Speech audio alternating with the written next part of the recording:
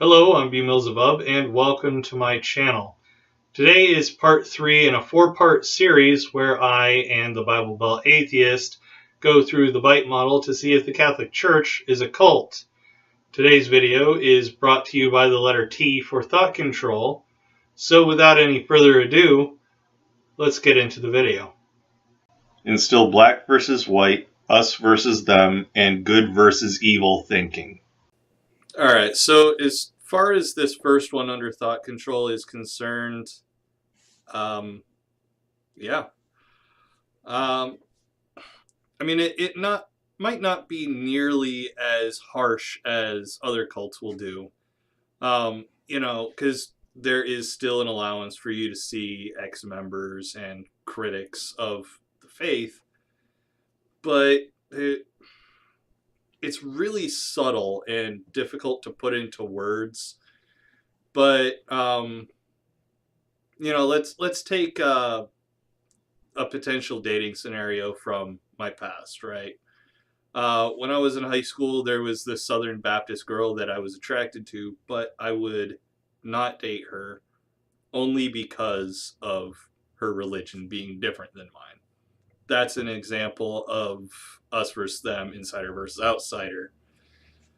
And good and evil thinking, obviously, as BBA mentioned in the last one, abortion bad.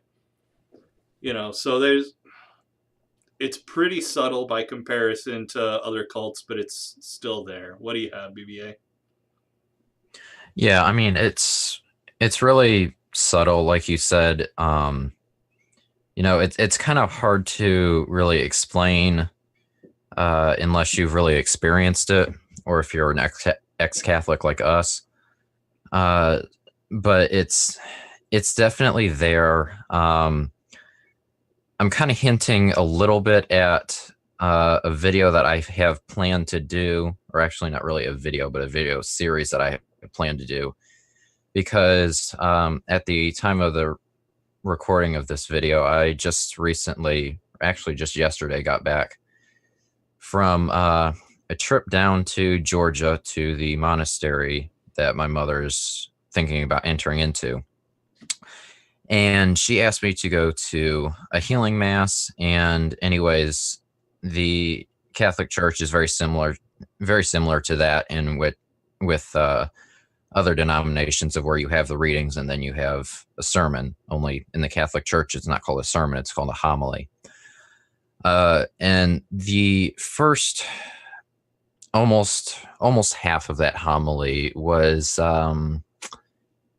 quite bigoted against the LGBTQ plus community, and basically saying that they were destined for hell. They were choosing their life of sin, and some other choice words that I'm going to leave for the video series. But yeah, it was definitely, in that instance, that was a more extreme case. But that instance, it was very obvious, an insider versus outsider.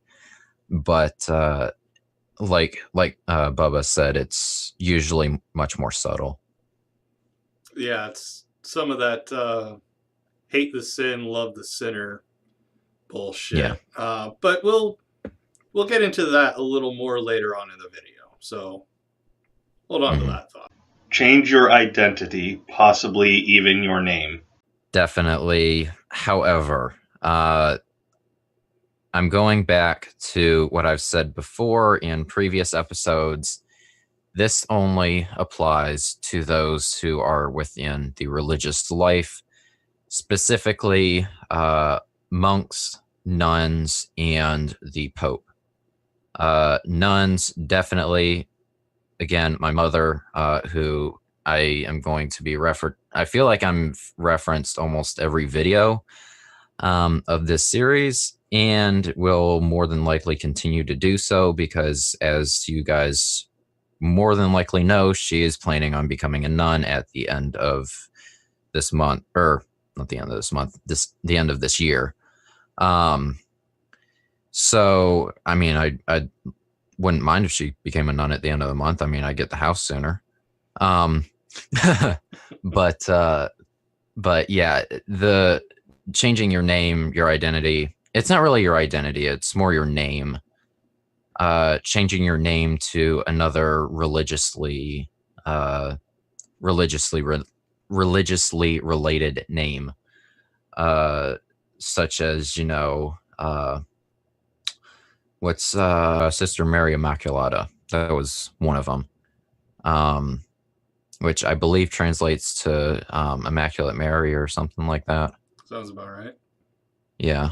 Um, but uh, but yeah, that again, that wouldn't really apply to lay members. That would really only apply to the religious, like I said, nuns, monks, and the Pope. Like Pope Benedict XVI, he wasn't really named Benedict XVI. That was a His, religious name that he took. yeah, his real When he name, if came. I remember correctly, was Joseph Ratzinger. It was Yeah, definitely Ratzinger. I'm not as sure yeah, about the Joseph.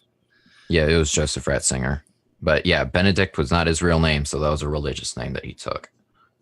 Yeah, I'm gonna slightly disagree with you. Um, did you ever have to go through confirmation? Forgot about that. Yeah. Yeah. However, the confirmation. Now, this is just from my experience. The confirmation doesn't really make you change your name. It No, just gives. it's more It of an just gives add-on, you. but it gets you to Yeah. take on an identity that the church strongly associates with. Yeah. I mean, you pick your patron saint, and that's about it. From my experience, I never ended up going through confirmation because I left the Catholic Church before, or kind of, I was in my 6 to 8 month uh, area within circular confusion by the time I would have been old enough to go through confirmation. So I was out of the church, but I wasn't an atheist yet, or a professed atheist yet. But from my experience, from what I've learned, I don't remember them having a requirement of you adding on anything to your name. It's just, the guardian, the patron saint or whatever of that you pick along with your guardian angel. So it's kind of like two guardian angels. Yeah. I did go through confirmation, and I would tell you all what my patron saint's name is, but that would kind of defeat the purpose of the video I plan on putting out Monday. So keep an eye out for that. Use loaded language and cliches to stop complex thought. Yeah, I'm gonna say yes to this one because we've all heard the cliche love the sin, hate the sinner, right? And I think it's kind of a stop to complex thought because it doesn't make you actually consider what you're saying. Love this sin or hate this sin, or the other way around, depending on where you are. Sometimes it changes.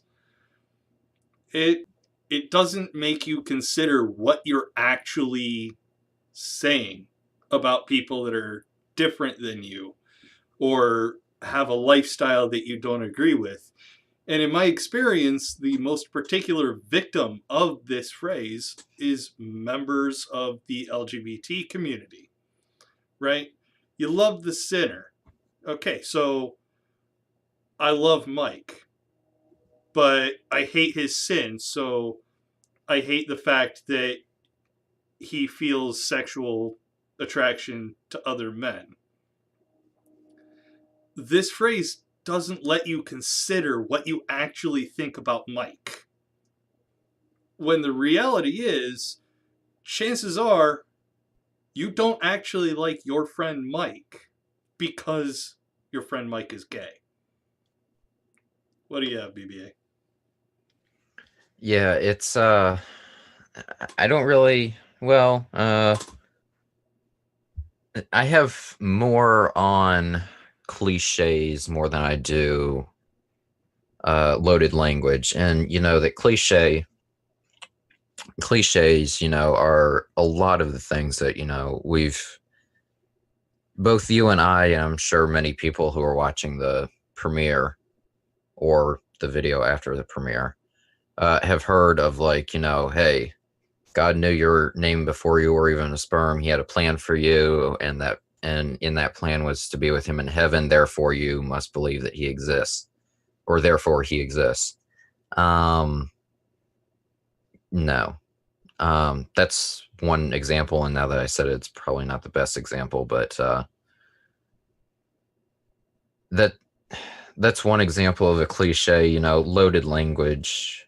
I can't really think of one right off the top of my head, or an example right off the top of my head, so I I'm kind of think lost the there. I think the love the sinner thing really covers the loaded language because Yeah. it's pretty on. Induce hypnotic or trance states to indoctrinate. A really good example of this would be the monstrance that many Catholics are very, very familiar of. The golden sun stand, I guess you could call it. More or less. I mean, it's a receptacle for the The blessed host host. that is now actually the body of Jesus, not a piece of unleavened bread. Yeah. Yeah, it's like, it's got it's most commonly, they're all made out of plated gold, or gold plated, some sort of metal that's gold plated, like I said, and it's shaped in the form of like sun rays, and then in the middle of that is the blessed host. Now, if there's any non-cat people who grew up that outside of the Catholic Church, there actually are two different types of hosts. Actually, no, three. You have the two types of hosts that are for the congregation. Those are the regular hosts and the gluten-free hosts. And then you've also got, then the third kind is the priest's host, which is, I would say, close to 4 times the size of the regular congregational hosts. They're all made out of the same thing. There's literally only two ingredients in a Catholic host, and that is flour and water. And they're just super compressed together and form this unleavened bread host that's tastes like fucking cardboard. I don't know, man. I think I've had cardboard that tastes better. I mean, what do you have for this? Yeah. To give a little more context with the monstrance, I'm not totally sure how it happens at other churches, but I would wager all the money in my bank account versus all the money in the Vatican's bank account. By the way, I'm going to end up rich after that wager.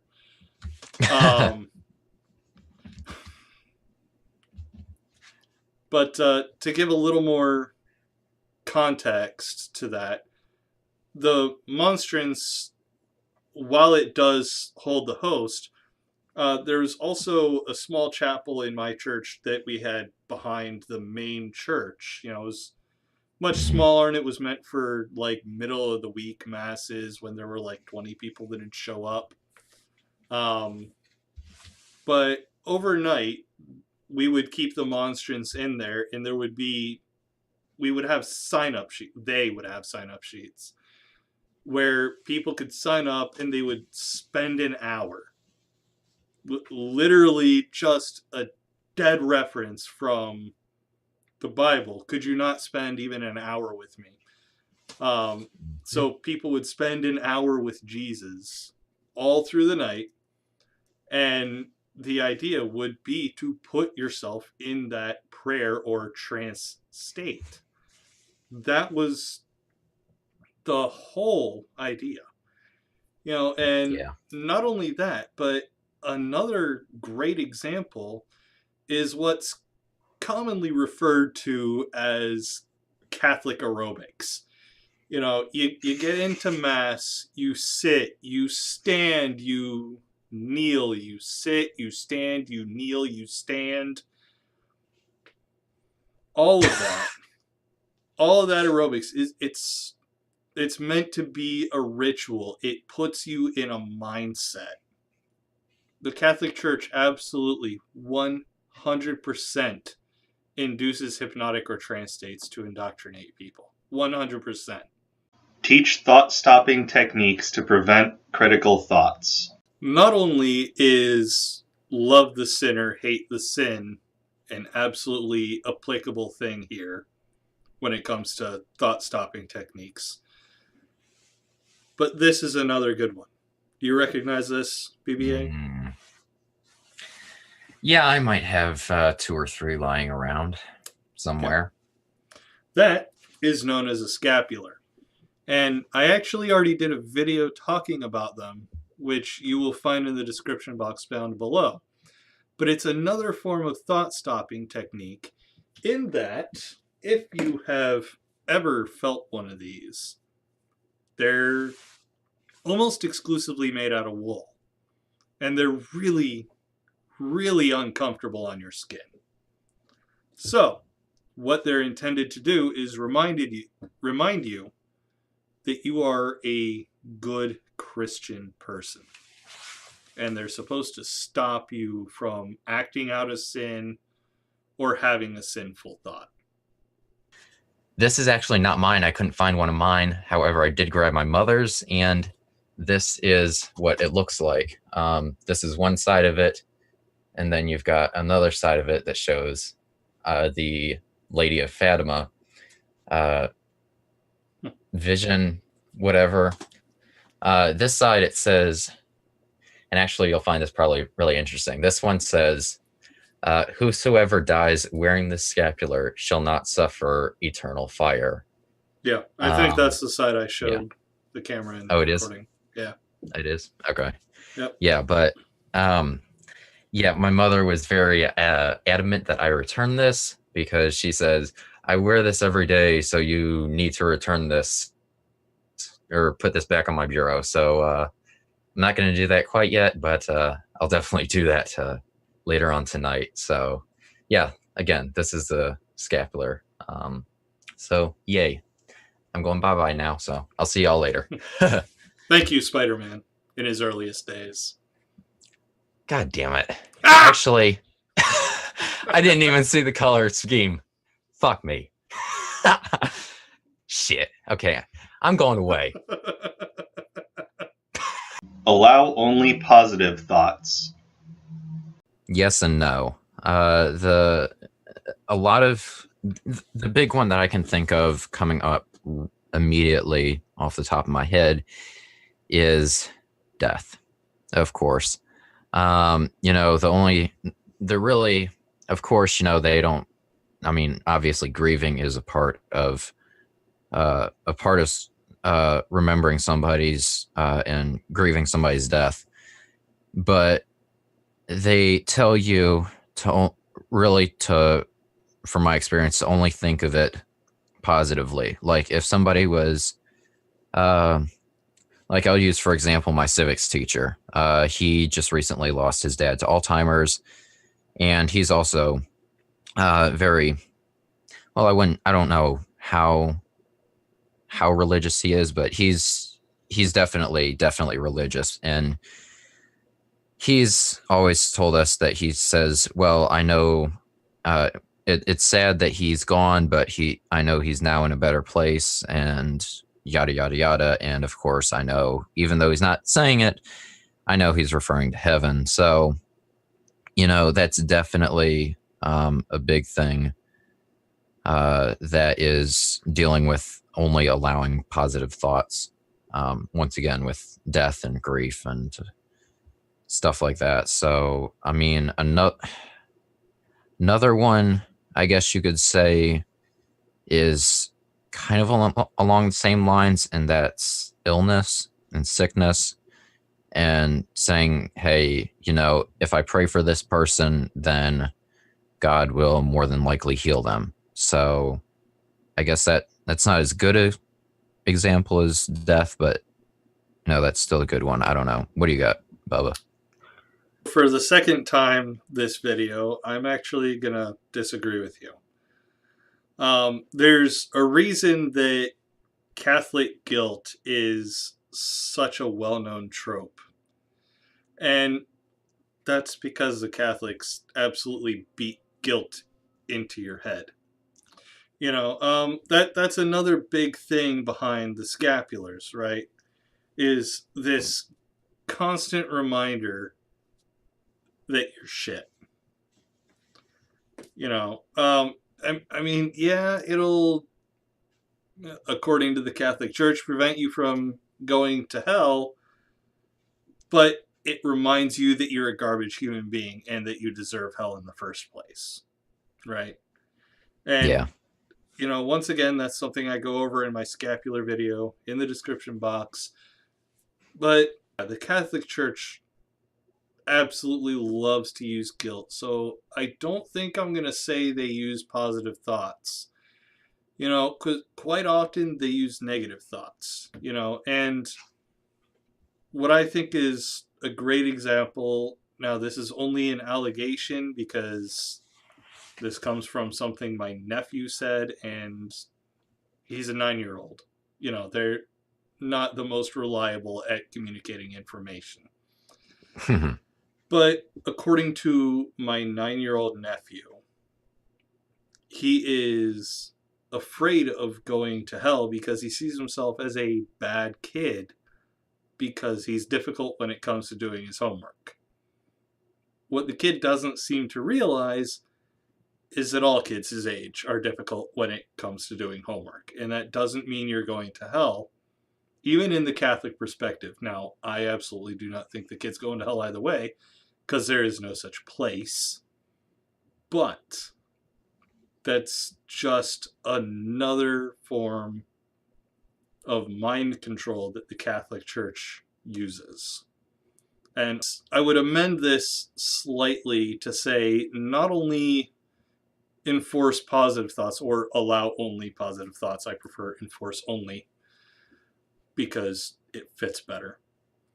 But I would also include enforcing negative thoughts such as guilt, like my nephew experienced. And that would be the qualifier on this one. What do you have, BBA?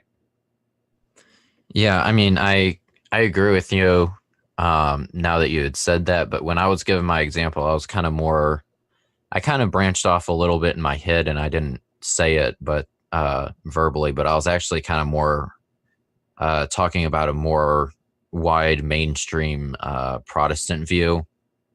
So I kind of did branch off of the Catholic view, but yeah, I definitely agree with you in the Catholic perspective. Use excessive meditation, singing, prayer, and chanting to block thoughts. I think that's kind of what the Catholic Church is known for, because oftentimes if you were to go to a Catholic Mass, you're going to hear a lot of all of that. And not only that, but I've also brought up the rosary in another video. But the Catholics also use what's called a rosary. Now, I wish I had one in front of me right now because it'd be easier to show you, but it's a very simple kind of thing with the Catholics. Basically, it's just got a cross at the bottom, one bead where you're meant to pray an Our Father, 3 beads where you pray 3 Hail Marys, one more Our Father. Then it kicks into a line of 10 Hail Marys, 1 Our Father, 10 Hail Marys, 1 Our Father. You do that 5 times and you've done a rosary once. It takes about 45 minutes to do. But we've already talked about that earlier with putting people in a trance. So a little more credit to something we've already given full credit to earlier. What do you have, BBA? Right, well, in the way of with what we're talking about, excessive meditation, singing, prayer, and chanting, I'm going to, of course, use my mother as the example once again, with, of course, the none. Again, this, this for once actually doesn't apply strictly to the religious, the priests, the nuns, the monks, seminarians, etc., etc. This also applies to the lay. And, ag- again, yes, this applies more to the religious than the lay, but a big example of this being used is during a time of adoration, benediction, and also mass, or church. So it's definitely, I wouldn't really say that it's used to block thoughts. However, it is used to limit and control thoughts at the present moment. So, yeah, and again, like you said, the rosary, that's definitely a big one. Reject rational analysis, critical thinking, and doubt. I mean, every religion does this to some degree or another, but the Catholic Church has a pretty long history of doing this. How many scientists were executed because they said something that went against church teaching, such as the heliocentric model, which said the Earth is in fact not the center of the universe. Once upon a time, Catholics believed that the Earth was 6,000 years old.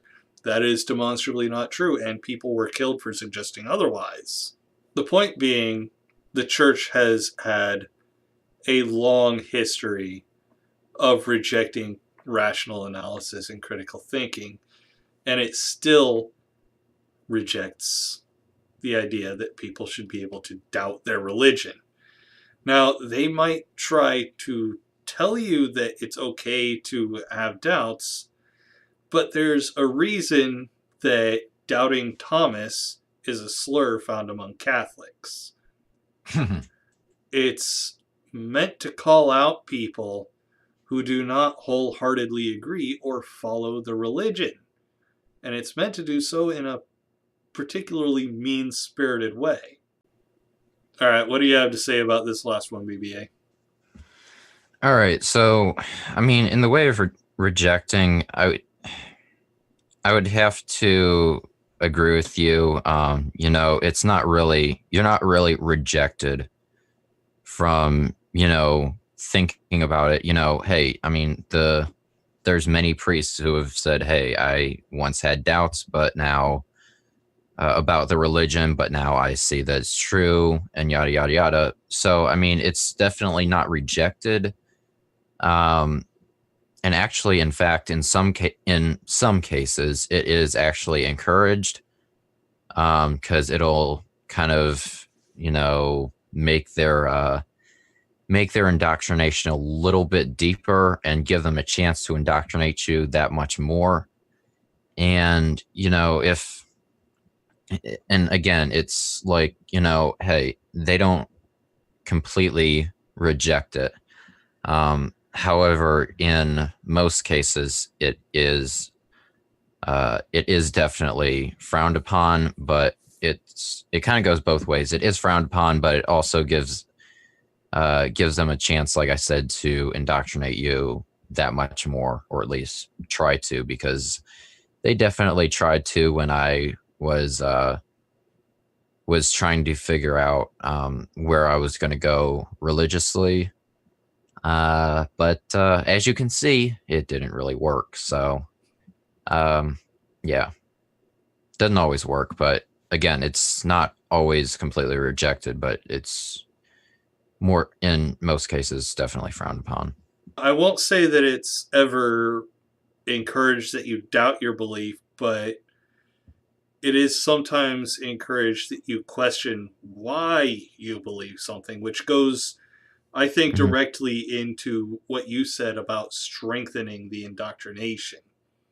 Yeah. You know, the church may do these things, but it's to increase your belief. It's meant to increase your faith. It's meant to decrease the number of questions you ask, number of specifically critical questions you ask.